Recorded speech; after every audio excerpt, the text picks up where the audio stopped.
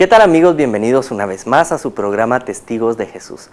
Hoy vamos a continuar con el testimonio de Tato. Él nos ha comentado a lo largo de estos testimonios cómo eras un niño molestón y que se metía en muchos problemas. Habías sufrido porque tu papá estaba inmerso en el alcoholismo y tu mamá no creyó en la conversión de tu papá cuando ésta se empezó a dar. Luego, para tu felicidad, el Señor había ocupado el primer lugar en el corazón de tu papá y él se estaba dedicando más a la familia, pasaba más tiempo con ustedes, pero cuando cumpliste los 12 años, te tocó comerte el pastel de tu cumpleaños sin la presencia de tu papá, porque tenías un papá que estaba más dedicado a su familia espiritual que a su hijo pequeño que lo necesitaba en ese momento. Entonces, te dio ahí por pelearte con Dios y decirle, te estás robando a mi papá, el que yo necesito aquí. ¿Hablaste eso con tu papá? ¿Y cómo manejaste ese momento?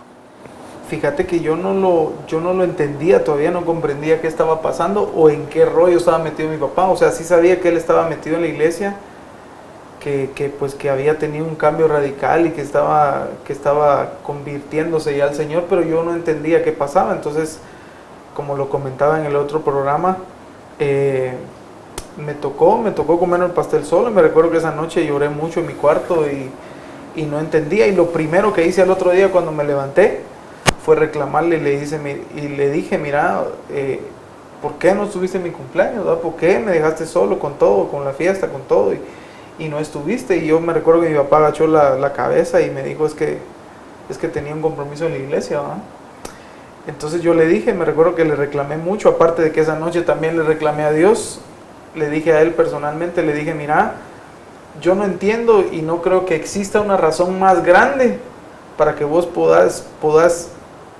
pudiste haber dejado tirado mi cumpleaños, y yo sé que hay una razón más grande de la cual vos te tomaste de esa razón para no poder estar conmigo. Entonces yo no creo que exista algo más para que vos no hayas podido estar en mi cumpleaños. Y le dije, para mí segurito es que vos andás con otra mujer. Eso fue lo primero que se me vino a la mente, lo que tal vez pensé toda la noche y lo que le dije, ¿va? Entonces, o tenés otra familia o tenés otra mujer, no me vengas con esas pajas de que estabas metido en la iglesia o tenías un compromiso en la iglesia, ¿va? ¿Qué había pasado realmente? Realmente él había estado en la iglesia. Entonces la respuesta de él, como te digo, agachó la mirada y me dijo, ¿sabes qué? Me dijo, hagamos un trato, me dijo, yo hoy tengo un evento en la antigua Guatemala. ¿Te quieres quitar la duda de dónde estoy metido yo tanto tiempo y qué es lo que hago? Te paso a traer al colegio a las 4 de la tarde y me acompañas, yo voy para la antigua. Entonces le dije, órale, trato hecho. Yo quiero ver por qué razón vos no estuviste en mi cumpleaños. ¿A dónde te llevó? Fíjate que ese día, pues pasó al colegio por mí, nos fuimos y ese día me llevó a la antigua Guatemala, en la Merced justamente, era un aniversario de una comunidad y para mí fue otro shock en mi vida, otro momento impactante que me marcó también, porque me recuerdo que cuando entré yo con él a donde fuimos, pues el salón estaba lleno, habían como 200 personas ahí en la Merced de la antigua. Y cuando lo vieron a él, o sea, toda la gente que lo miraba, era un gusto, pero increíble, hermano, ¿cómo está? Lo abrazaban, qué bueno que vino, mire que es una bendición que usted esté aquí con nosotros. Y yo empecé a ver las muestras de cariño hacia él, que yo decía, dentro de mí decía, en todo, qué bonito que lo reciban así. Y entonces viste, digamos, con el testimonio de tu papá y de las personas que recibían a tu papá en ese momento, que él realmente había estado el día anterior trabajando en un retiro para la obra de Dios y que por esa razón no te había acompañado a partir el pastel. No estamos diciendo con esto que no te haya dolido, pero digamos, te dolió menos al saber que era por estar trabajando para Dios. Mi idea principal fue, pues anda con una mujer o con una vieja, lo que sea, y pues tal vez me cambió por estar con esa persona. Pero realmente, cuando yo llegué a esa comunidad y vi cómo lo trataron a él y todo, o sea, me llenó de felicidad, como decís, no quitó el dolor que había en mi corazón, pero por primera vez yo lo vi a él parado delante de esas 250 personas que estaban, y lo vi por primera vez cantar y predicar. Cantar y predicar. Ajá. ¿Qué haces ahora de tu vida? Lo mismo. Cantar y predicar. ¿Cómo el testimonio de tu papá te ayudó a entender que lo que Dios quería para tu vida era cantar y predicar? Fíjate que fue un proceso. Yo, como te digo, todo eso no lo entiende uno en ese momento, pero me recuerdo yo que entonces a mí para mí ese día fue muy impactante estar ahí.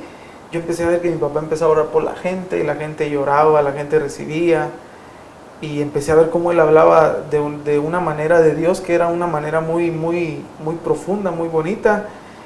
Y entonces algo despertó en mí que me empezó a llamar la atención, que me empezó a gustar.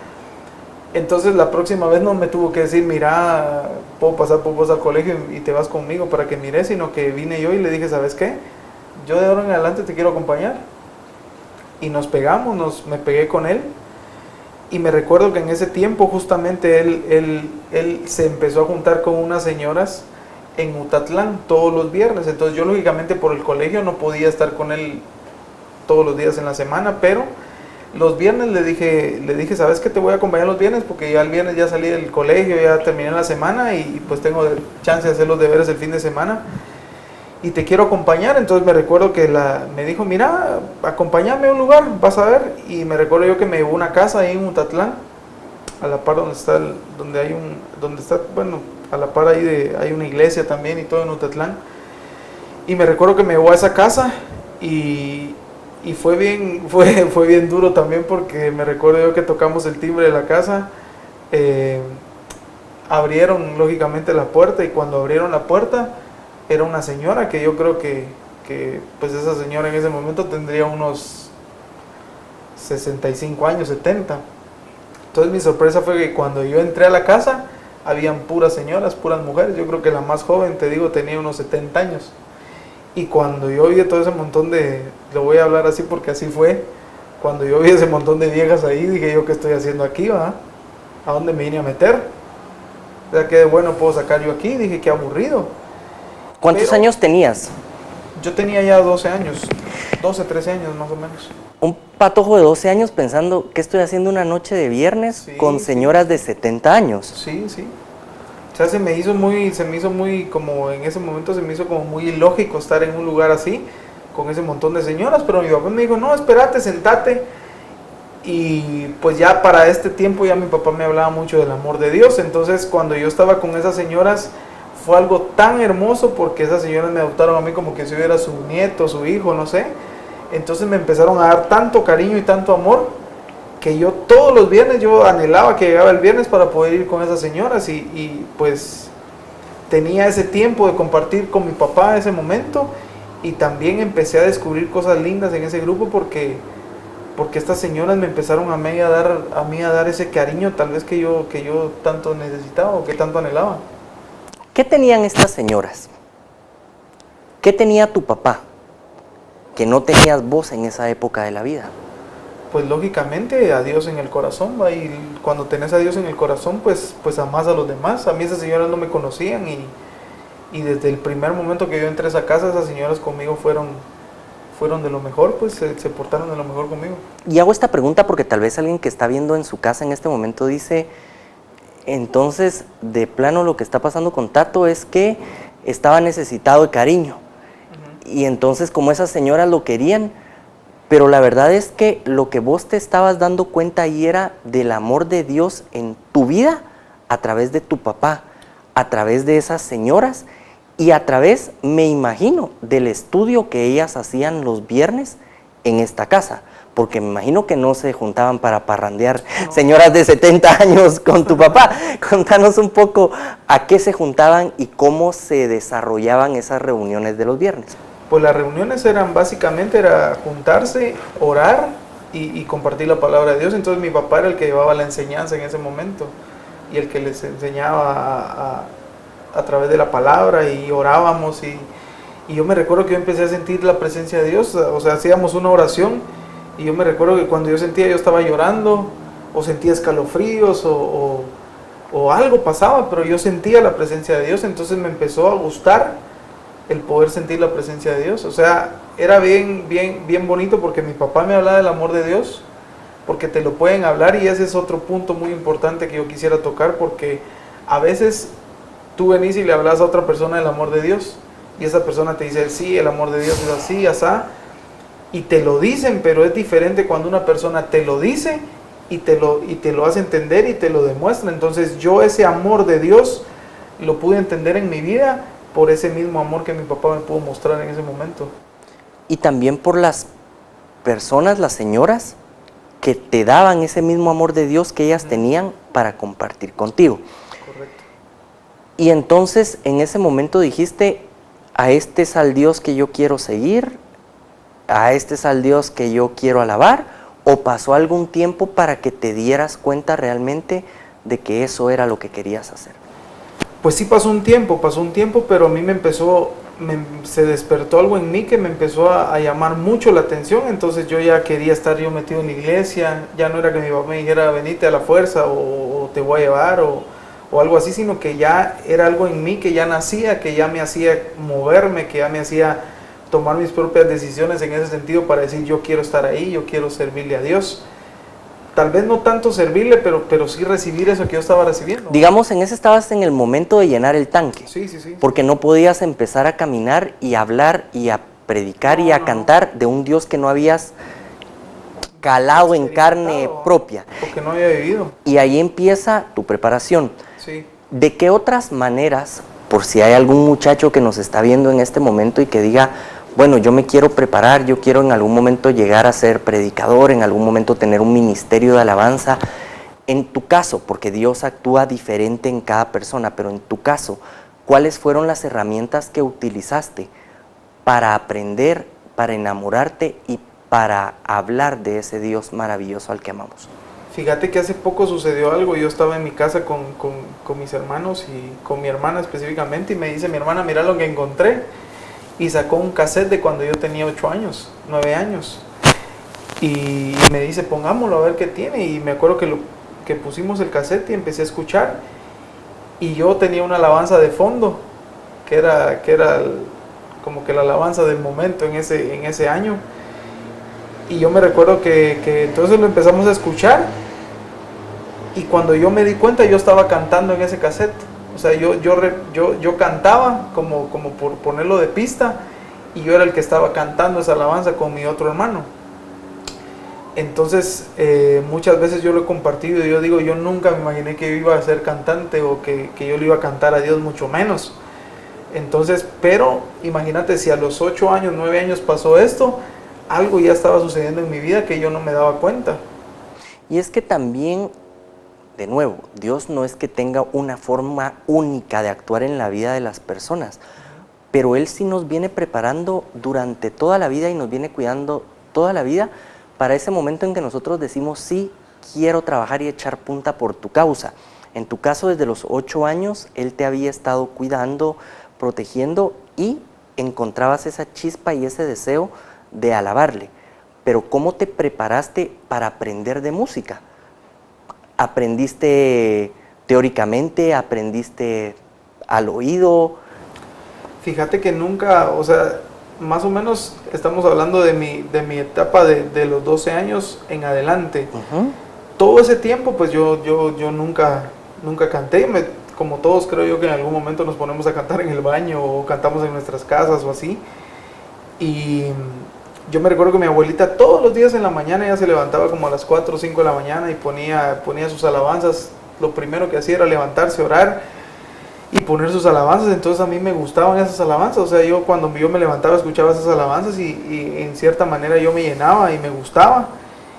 Y pues lógicamente a todo esto mi papá ya estaba cantando. Entonces, como yo lo acompañaba a todos los lugares a partir de ese momento, pues yo me empecé a aprender las alabanzas y todo. Y durante esos, de los 12 a los 16 años, fue como una instrucción y una preparación que Dios hizo en mi vida.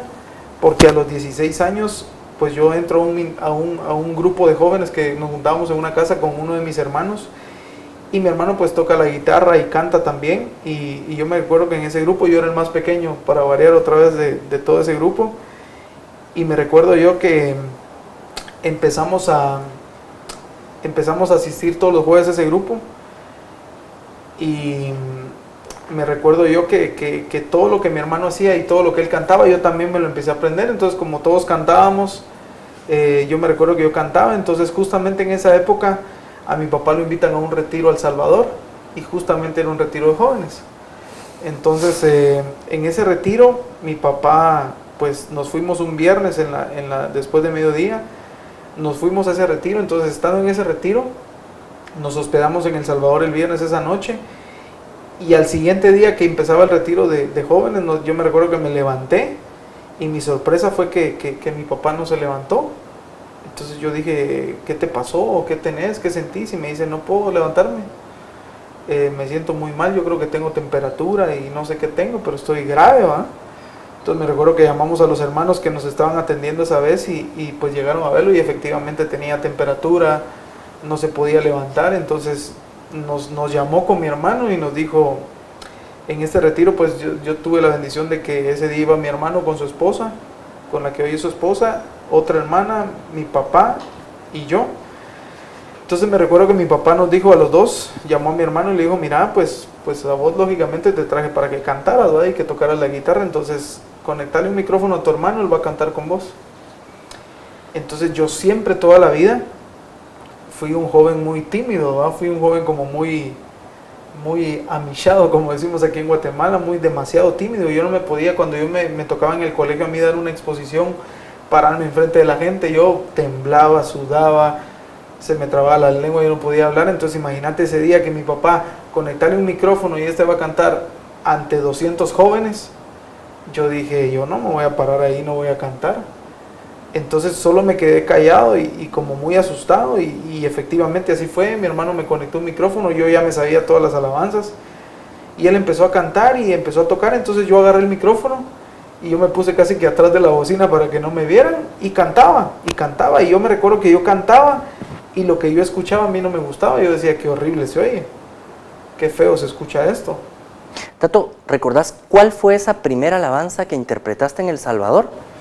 No recuerdo la verdad, pero eran cantos de avivamiento. Avivamientos ochenteros, digamos. Sí, puro avivamiento, alabaré, todas esas alabanzas. Ok, y entonces, digamos, llegas al ruedo por una enfermedad de tu papá, sí, que era quien tenía que alabar, hacer la alabanza en ese momento. De ahí para acá algunos años han pasado. ¿Y a dónde te ha llevado tu ministerio de alabanza? Fíjate que el Señor, a esa edad pues tuve que cantar por primera vez por esa enfermedad de mi papá, y nació en mí la inquietud de prepararme ya, de estudiar canto, de prepararme más, pero yo con la idea siempre de que mi papá estuviera ahí, y yo tal vez ser como... La segunda voz. Ajá, la segunda voz, como hacerle voces y poderlas hacer, pero de una manera con excelencia para Dios. Entonces me metí a una academia de canto, empecé a estudiar canto y todo, y justamente pues pasaron 2 años, yo cumplí los 18 años, y me recuerdo que en ese momento nosotros estábamos pasando una situación difícil económica. Mi papá pues aparte él tenía su ministerio de alabanza, sus músicos y todo, y me recuerdo que él estaba pasando una situación difícil, pero él un día orando, él se levanta todas las mañanas, se mete al baño, y ahí es su lugar de oración. Él se aparta ahí y ora, y salió una mañana así del baño y dijo, miren, le dijo a mi mamá, yo no me enteré, y mi mamá le dijo, ¿qué pasó? Y le dijo, fíjate que Dios me habló y me dijo que en 3 años el Señor me iba a llamar para algo grande, ¿va? Y entonces mi mamá, como te digo, siempre muy escéptica, muy dura con todo esto. Entonces mi mamá, por molestar, apuntó ese día la fecha y dijo, de aquí a 3 años, dijo el Señor que va a llamar a tu papá y esto, y efectivamente así fue. Yo en ese momento tenía 15, entonces a los 18 era el llamado, y me recuerdo yo que ese día pues nos levantamos, pasamos el día en casa y todo, y entra una llamada de Estados Unidos a mi casa.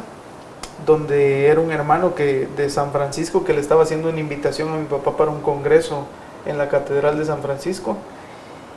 Y pues le dice a mi papá, mira, yo sé que tú cantas, yo quiero que vengas acá, y me hace la invitación a mí también, de decirme, mira, yo quiero que también venga tu hijo, y nos mandaron, me recuerdo yo que nos mandaron las cartas de invitación para poder ir a ese congreso.